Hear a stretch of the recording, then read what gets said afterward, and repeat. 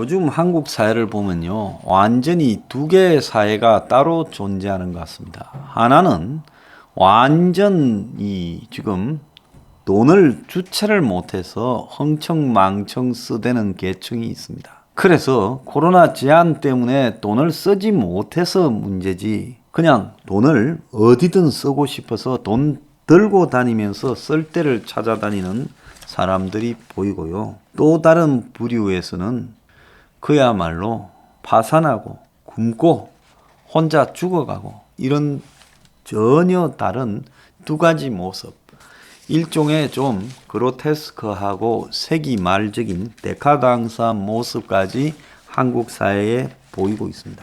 지금 민주당의 이계호 의원이 국회의원 중에 첫 확진이 되었는데, 이 사람의 수행 비서가 지금 지인 집에 가서 식사를 하고 이 모임을 한 이틀 뒤에 광주 상무지구의 유흥주점을 찾아서요, 지인들과 지금 룸살롱에 가고, 그래서 여종업원들하고 같이 있다가 지금 확진자가 수십 명이 나오고 있다는 겁니다. 자, 그래서 지금 권력층에 가까이 간 쪽에서는 비서한테도 룸살롱에 데려가서 술을 먹이려고 사람들이 있는 것처럼, 지동가 먹었겠어요? 저렇게 이제 일이 벌어지고 있어요.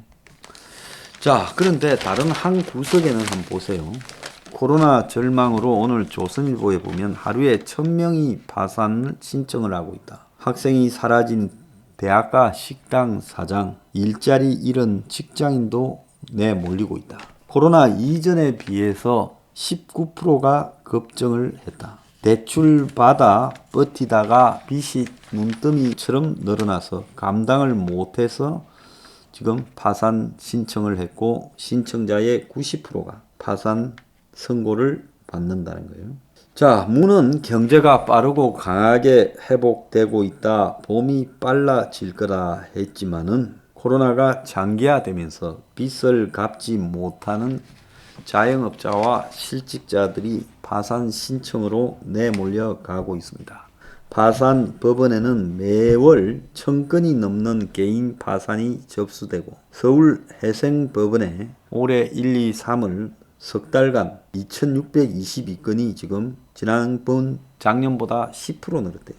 2019년과 비교하면 19%가 늘었고 3월 달에만 1009건이 접수됐다는 겁니다. 파산 신청이 한 달에 1000건 이상 넘어온 적은 없었는데 이런 일이 벌어지고 있다는 겁니다.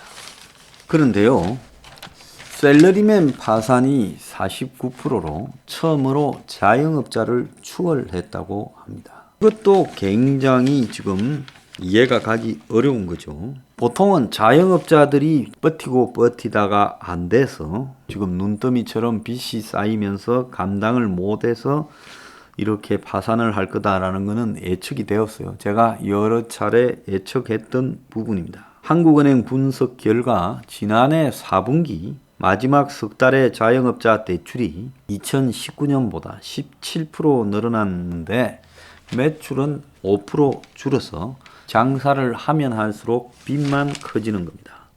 그래서 코로나 때문에 지금 매출이 줄어서 빚이 늘어날 수밖에 없고, 자영업자들의 빚 상태가 갚기가 어려운 쪽으로 내몰려가고, 미용실, PC방, 노래방, 식당 등이 지금 부담이 커서 생활비조차 없어 이제는 폐업을 안 하려고 버티다가 마지막에는 쌓인 빚을 가지고 폐업을 택하게 됐다는 겁니다. 더 돈 빌릴 데가 사라진 거죠. 그런데 자영업자만 오는 게 아니라 다니던 가게나 회사가 사라지고, 그래서 밖으로 쫓겨난 사람들이 버티다 못해 이제 카드 빚을 쓰고 이러다가 해생법원으로 향하고 있다는 거죠.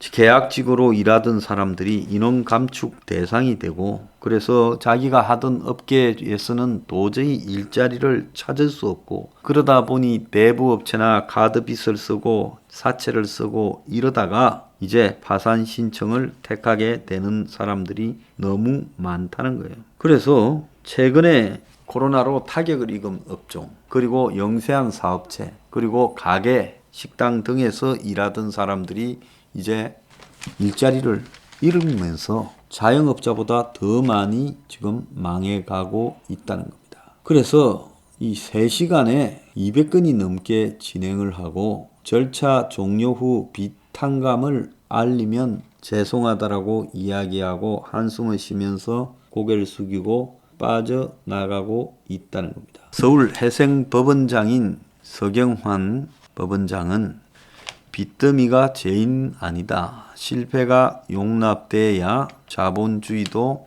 굴러간다. 파산을 하게 되면 경비원으로도 일하지 못하고 가축 분뇨 처리 업체에서도 일하기 어려워지는 게 현실이다. 이런 현실을 바꾸어야 된다라고 말하고 있습니다. 파산자의 취업 제한 규정이요. 226개 개별법에 흩어져 있어요. 그래서 개정 보완이 지금 안 되고 있다는데 파산 후에는 주차장 보수, 가축 분뇨 운반, 아이 돌보미, 경비 등을 일을 못하게 되어 있는데 각각의 직업에 대한 규정이 다른 법에 명시되어 있다는 겁니다.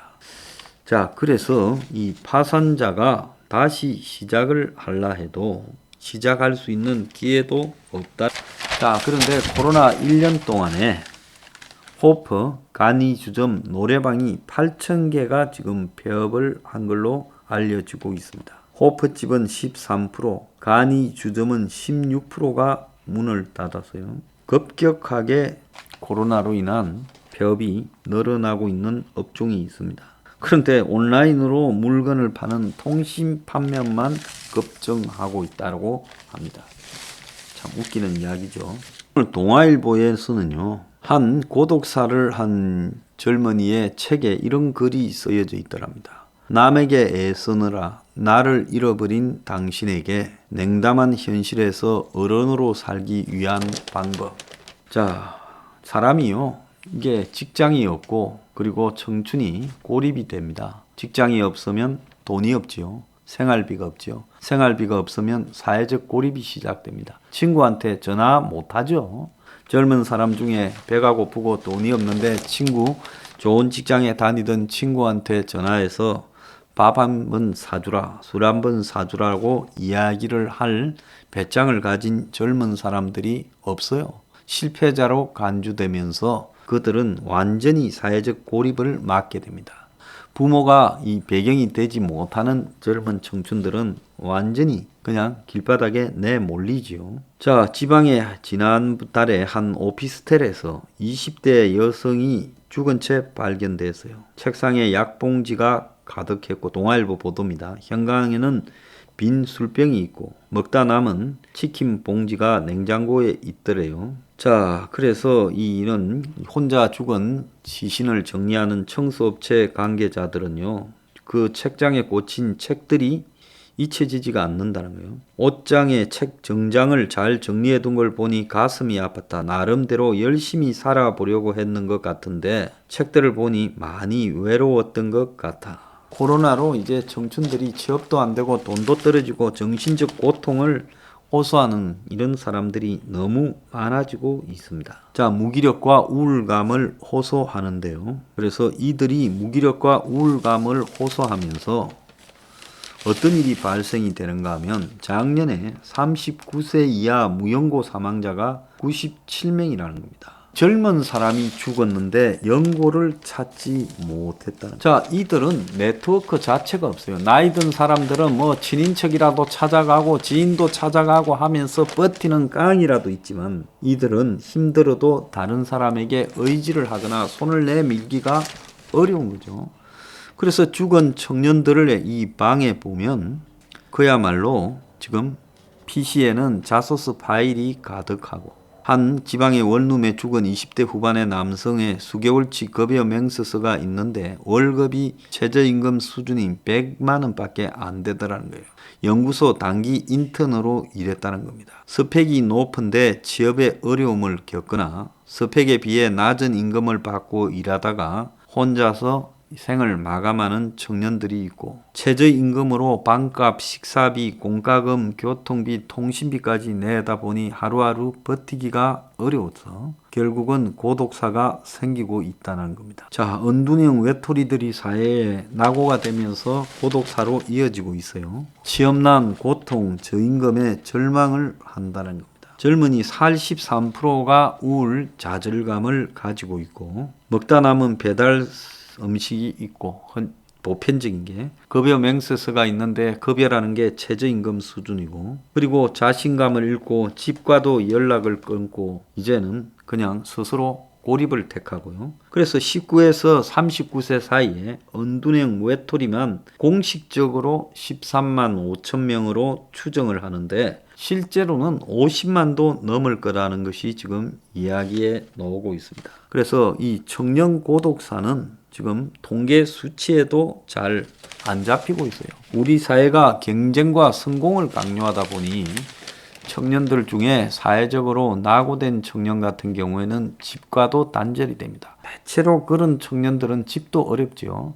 그래서 우리 사회에 제일 무서운 것은 가난이 그야말로 인성을 파괴하는 현상입니다. 가난해가지고 가족이 뿔뿔이 흩어져서 각자 도생하는 집들이 너무 많아지고 있어요. 그런 집에는 최소한의 인성, 거의 개들이나 동물이 가지고 있는 인성조차도 갖추지 못한 채 파괴가 되어버립니다. 그래서 가난 자체가 무서운 게 아니라 인성을 파괴한다는 게 정말 무서운 거죠. 그러면 이렇게 된 젊은이들은 이제는 소식을 점점 끊습니다. 아무 연락처가 없는 거예요. 그러다가 몸은 점점 나빠지고 우울증은 심화되고 그래서 자살을 선택을 하거나 몸에 병이 생기거나 이러면서 죽어가게 된다는 겁니다. 우리 사회가요, 이래서는 안 되지 않겠습니까?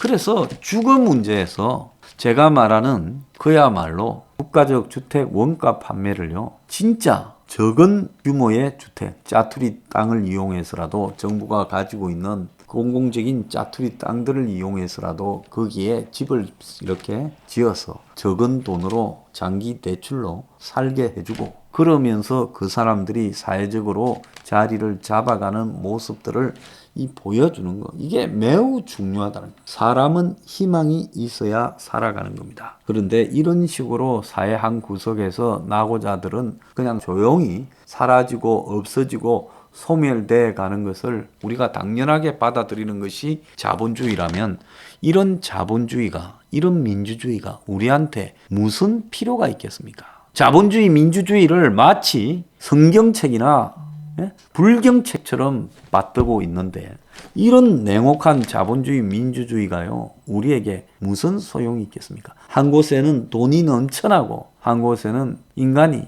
돈 때문에 죽어가는 일들이 이렇게 많은데 이것이 이들의 잘못이라고 할 수 있겠어요? 괜찮은 학교를 나오고도 취직을 못해서 고립되어서 죽어간다. 자, 이들의 성격 탓이라고 할 수 있겠습니까? 이들이 부모를 잘 만났으면 이런 똑같은 스펙으로도요, 훨씬 나은 자리를 잡고 또 훨씬 많은 다른 일을 하면서 세상의 기회를 찾을 수 있지 않겠습니까?